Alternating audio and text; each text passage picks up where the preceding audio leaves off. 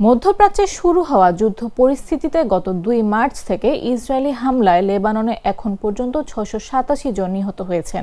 নিহতদের মধ্যে ৯৮ জন শিশু রয়েছে।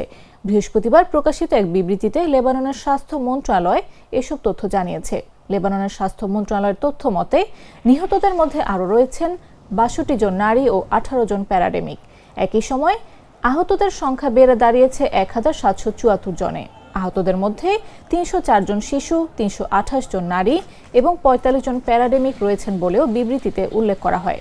গত ২ মার্চ লেবাননের স্বাধীনতাকামী সশস্ত্র গোষ্ঠী হিজবুল্লাহ ইসরায়েলের বিরুদ্ধে হামলা শুরু করে। লেবাননে ইসরায়েলের ধারাবাহিক হামলা এবং যুক্তরাষ্ট্র ইসরায়েলের এক যৌথ হামলায় ইরানের সর্বোচ্চ নেতা আয়াতুল্লাহ আলী খামেনি নিহত হওয়ার প্রতিক্রিয়ায় এসব হামলা শুরু হয় বলে জানানো হয়।